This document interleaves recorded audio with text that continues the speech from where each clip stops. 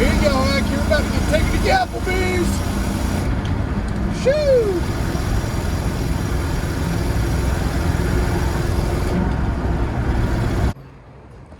All right, welcome back to the channel, and this is a pretty exciting day because we're back and we have more Range Rovers, or should I say Land Rovers? Whatever, they're all the same. Most of them are broken. So this one's especially exciting. So this is a Rover that I bought prior to me actually officially starting the YouTube channel. So if you want to see me rescue this from the Norfolk area, from someone's backyard, please check out that video from Doug's Cars. It's probably about a year old or so now. But update, so quick background on the car. I found it on Craigslist. It was in the part section, not in, the for sale by owner or whatever. And the guy was just like, get it out of my backyard. It's been there for years and it was pretty shady. It was in his backyard. It barely started. It kind of had a title, the whole wild, rigmarole kind of associated with buying crappy old cars. So we fired it up. He didn't think it would run because he said the clutch had bad pressure. I pumped it a few times, grabbed first gear, and we drove 55 miles back up 64. And it would only go, it had about, 15-year-old tires. It could only go 57 miles an hour before the thing started shaking itself apart. And it was quite the adventure. But I drove it around Richmond for about 2 or 3 weeks. I changed the oil. I put a new steering stabilizer on it and whatnot. And after that, immediately after I changed the oil, I noticed that it was smoking a lot out of the tailpipe. The coolant was going somewhere. We couldn't find out where it was going. And the oil was milky. So I assumed it had a bad head gasket. So I parked it. I parked it for over a year. It was sitting in sports car workshops. There was a bunch of cats that lived in it and whatnot. And I didn't really touch it because didn't really want that $2,000 bill for the head gasket. So fast forward to about a year later, they finally had a chance to pull it in and do some diag. I was putting it off just for, I didn't want to put the money into something I wasn't going to be able to drive if it was that bad. Had a bunch of other projects, but now it's back. We found out, fortunately, that the head gasket was good. Did a pressure test. It all checked out right. I just had a lot of vacuum leaks and small coolant leaks that probably led to just the overall disappearance of the coolant. So we got all that buttoned up and she's running. I'm not saying she runs great, but she runs. So today I'm gonna give you a walk around the truck. We're gonna drive it and we might even go check out a new surprise that my buddy just bought if I can get this at a little more bearable driving conditions. So stay tuned. All right, so I love this truck. This is Charleston Green 1997 Discovery 1 5-speed that is very rust-free minus the small little spots. It's a slick top. It's a 5-speed. It's got cloth seats. It's got everything you want and nothing you don't need, and it's glorious. It's got sweet patina on it. It's got a nasty exhaust leak. It's got a very clean underneath, great looking frame. Of course, old tires and whatnot, but it's just a cool truck. I'll give you another quick view of the underneath. Like I'm not joking. It's clean. It's got a bump on the front end, so I can probably pull the bumper out and whatnot. I've got my blinker fluid's a little low in both lights there, but that's an easy fix. Give you a look underneath. I got some leaks and whatnot, but nothing terminal. Nothing terminal on the outside. Again, just I've introduced this truck a few times, but it's finally back in my possession, so I'm pretty excited about it. Stock running boards, they can probably stay.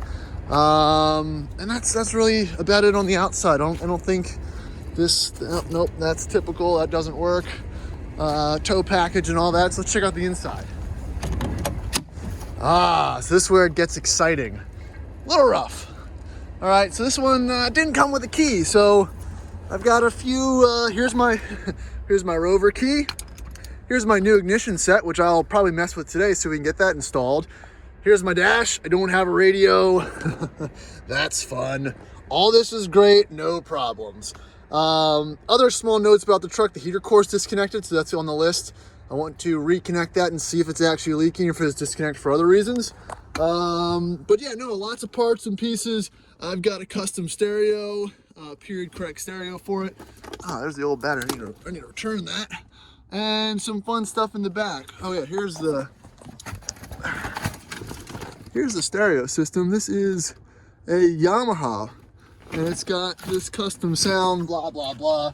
I'm not a sound guy, who knows? But that's why this is pulled.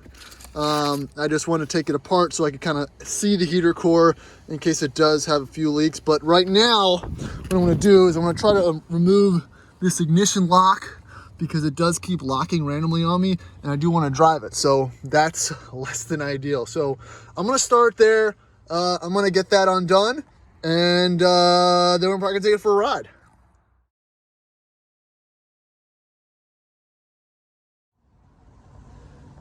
All right, so it looks rough in here, but we're going to try to get at least most of the things put partially back together today.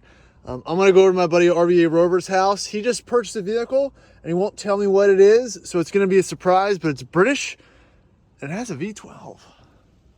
All right, so let's get this thing fired up and get it pulled out of here. I mean, this is the sketchiest thing that I've ever or will ever drive. I mean, it is amazingly sketchy. I just removed the ignition lock pin, so hopefully that prevents it from locking up midstream, because that was happening. Not something that I like to tell people about, but I think I will prevent myself from careening off the road with that simple trick. So I'm gonna get the ice scraped off. I'm gonna show you how this thing fires up and get out of here. All right, so let's kick this party off. Oh man, this thing is so sketchy. All right, so here's my key. Yeah, set you down in here. Make sure she's not in gear. Oh, that's gonna be too fat. Try my other key. Must have been the valet key.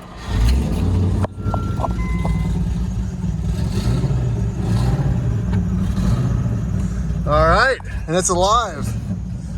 We're gonna let it warm up a little bit. Notice the tack kind of jumps in and out. It does what it wants.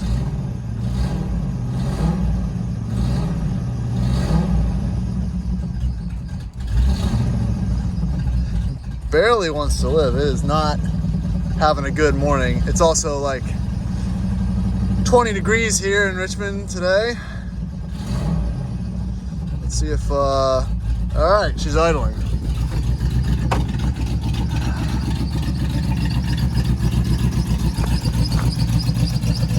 So we're gonna back up out of here and see if we can make it over to Chesterfield without getting arrested. Nice.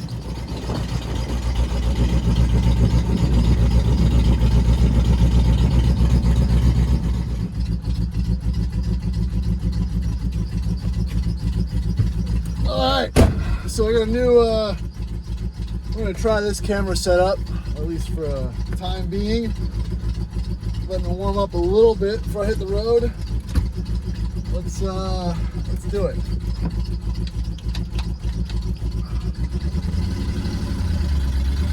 I'm still smoking a lot, and no heat. So, and I gotta, since I have the console off, there's a lot of noises and smells going from the middle bits.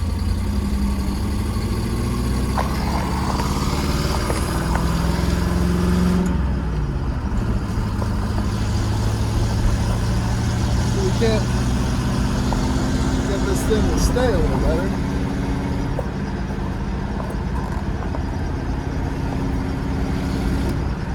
All right, that's fourth.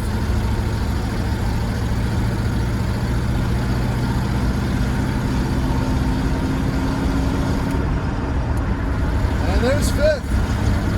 We are at cruising speed. I don't know if you can see, but the tack's kind of working again. I did have them flush the brake fluid and the clutch for safety purposes.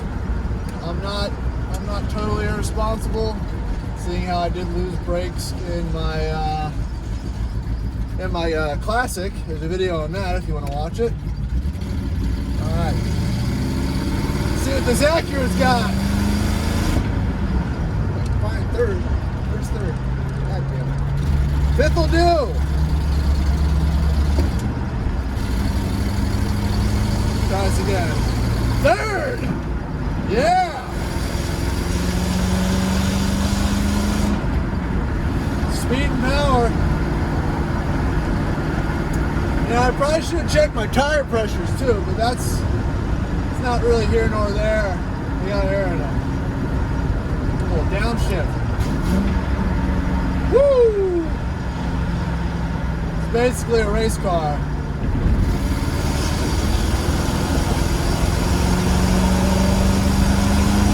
Here you go, Hank. You're about to get taken to the Applebee's. Shoo!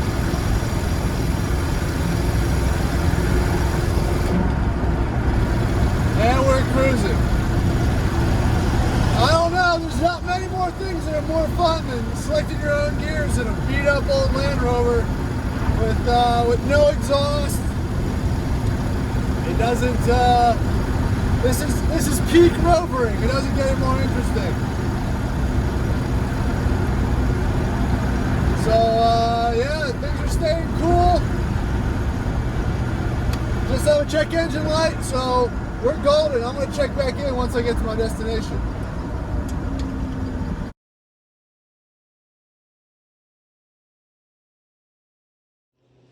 All right, so I want to keep messing with this, but we're going to move on to the Rover just because I'm getting to use a nice heated garage today because it's freezing. So what I have on the menu is we're going to do the serpentine belts. We're going to put some sound deadening material along the shifter column area. And I'm going to continue to potentially try to remove that ignition piece. I just don't know what I'm really thinking about doing with that yet. And I'm going to put the glove box back in and a few other bits and bobs. So let me, now that we're not in freezing temperatures, show you what else I have in this truck. Some coolant. This is a classic subwoofer of some sort. Here's apparently this is a factory or a period correct Yamaha CD changer that was made specifically for higher end Rovers. I'm not a head unit expert, but that's what I got. I've got some other bits and bobs in the back for discos. What else? Some mud flaps, this stupid cover, and some other trash I don't know what to do with. So yeah, we're gonna go ahead and get started and just kind of plink along here and try to get something done today.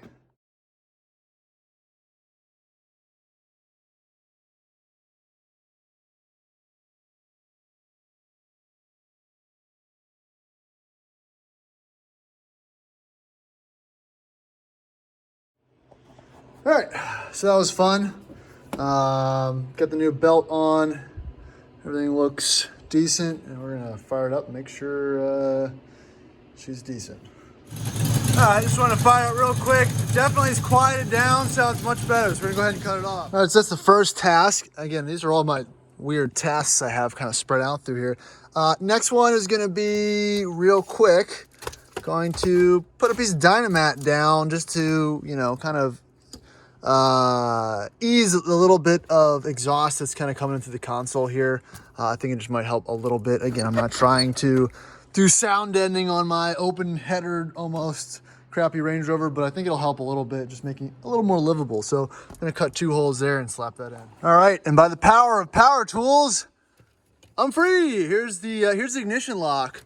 A little bit of drilling, a little bit of hammering, and she's free. So again, I don't know if that was the right or wrong way to do that, but it is out, and we're gonna take a look at the new one and see if it actually matches up, because there was a little bit of controversy kind of surrounding whether these are the same width, and they are. Oh, you can't really see that. They're pretty close. I think that should work. So yeah, so it looks like they get a little bit of different electrical setup. Maybe I can trace this connector back and get that actually unplugged, and we'll keep swinging at it. So yeah, a little bit medieval getting out of there. I probably should have filmed it a little more. Again, there wasn't actually a flathead or any type of thing to I mean, it wasn't a rivet, but you had to drill it out. So that's done. I can slightly drive this a little bit safer, if it's all relative. But all right, let me try with the new one now. All right, here's the comparison between the two ignition cylinders. This is the new one, this is the old one. And obviously it's not apples to apples here as far as what they look like. And that's okay. I think I might still use this due to the fact that the key cylinder does work. I'm worried that, you know, this one obviously has a different connector than the other one. And I want at no time for this electronic, I don't know how that actuates, it's mechanical electronic steering lock to engage while I'm driving. So if I do install this, I might just install it and figure out how to, you know, weld this in place or something so it doesn't move. Again, I'm not an expert on how those systems work, but that's where I'm at this point. So I'm gonna go ahead and put this together and at least give me the peace of mind that I'm not gonna lock up while I'm driving. So on to the next little task here. All right, so we're getting there on the Rover. Had a couple bulbs that were out, swapped some bulbs in. So yeah, so that's the headlights, some minor adjustments to the center console. That's removing the old steering lock, putting a new drive belt on, putting a cuff box back in, making it look slightly more presentable. Just putting the shifter boot back on because that makes it also slightly more livable. And the last bit is going to be, and I haven't decided whether I'm going to do this or not today, testing the heater core, hooking up these two hoses, which I don't believe are the right diameter, to the incoming and outgoing lines there to see how bad the heater core is leaking. Again, I'm not sure if I want to do that yet today and make a big mess, but we'll see. I'm going to see if I can pull one maybe and kind of just see how bad it is. All right, cut that off.